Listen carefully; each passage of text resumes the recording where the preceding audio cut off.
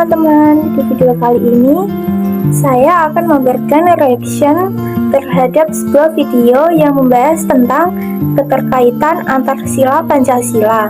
Saya memilih video ini karena materinya sedang dipelajari di kelas dan sangat penting untuk dipahami.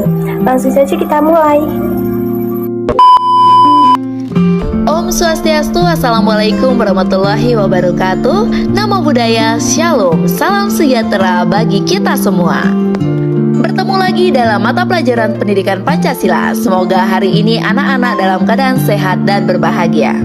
Anak-anak yang ibu cintai dan ibu banggakan, Imam Syafi'i pernah mengatakan bahwasanya jika kamu tidak tahan terhadap penatnya belajar, maka kamu akan menanggung bahayanya kebodohan. Maka dari itu ibu harapkan anak-anak dapat mengikuti pembelajaran dengan baik. Anak-anak yang berbahagia, pada kesempatan kali ini kita akan membahas materi bab 1, yakni menjiwai Pancasila dengan subbab keterkaitan antar sila Pancasila. Peta konsep pembelajaran hari ini adalah materi tentang menjiwai Pancasila, dan subbab pertama kita akan membahas tentang A. Makna dan keterkaitan sila-sila Pancasila. Dan dalam subbab ini kita secara spesifik akan membahas tentang keterkaitan 5 sila Pancasila dan makna 5 sila Pancasila.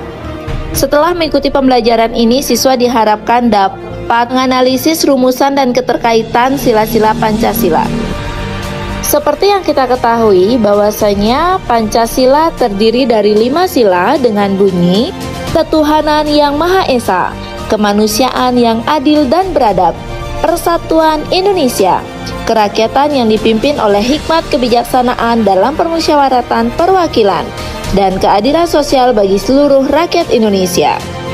Apabila dipaparkan dengan lebih detail, kita akan mendapati keterhubungan antar sila-sila Pancasila tersebut. Yang pertama, hubungan sila pertama dan kedua.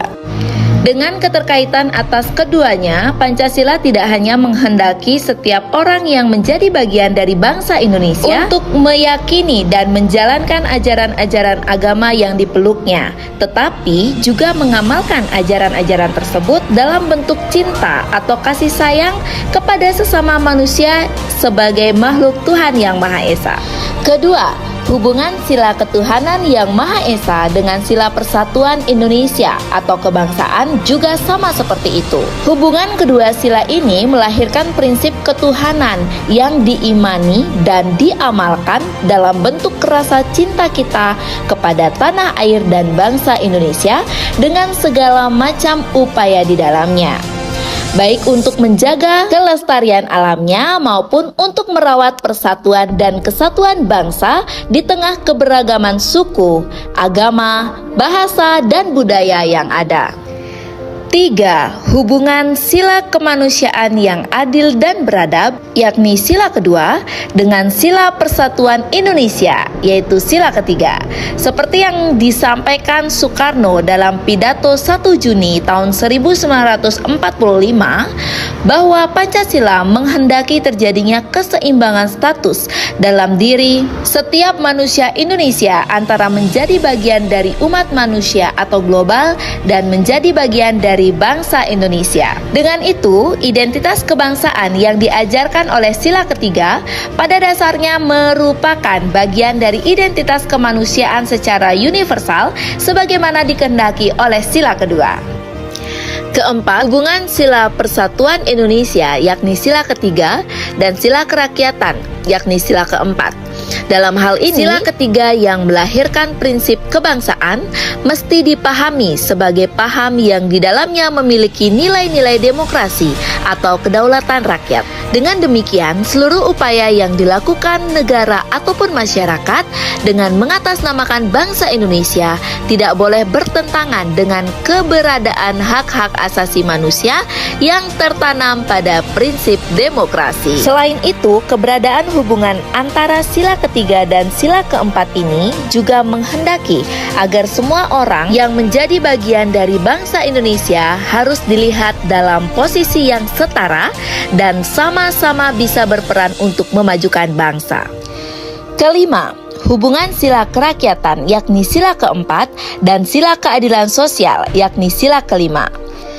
Sila kerakyatan dan sila keadilan sosial memiliki hubungan yang sangat erat.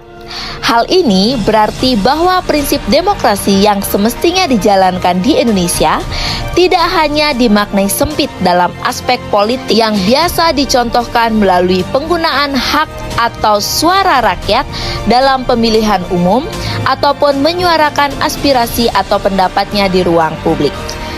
Artinya, dalam konteks hubungan antara sila keempat dan kelima, pelaksanaan demokrasi di dalam kehidupan bernegara, berbangsa, dan bermasyarakat tidak hanya mengarah pada hadirnya kebebasan atau kedaulatan rakyat semata, tetapi juga terwujudnya pembangunan yang dilakukan pemerintah untuk mencapai keadilan sosial atau kesejahteraan rakyat yang menjadi bagian dari hak sosial ekonomi warga negara.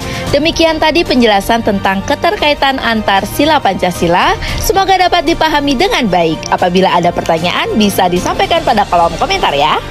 Jangan lupa juga untuk mendukung terus channel ini dengan cara klik tombol subscribe, like, dan juga share.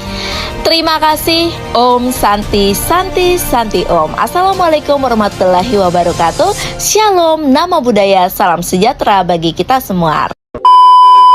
Video ini menurut saya penjelasan yang disampaikan cukup jelas dan mudah diikuti. Video tersebut menggambarkan bagaimana setiap sila Pancasila saling berkaitan dan membentuk satu kesatuan nilai yang utuh.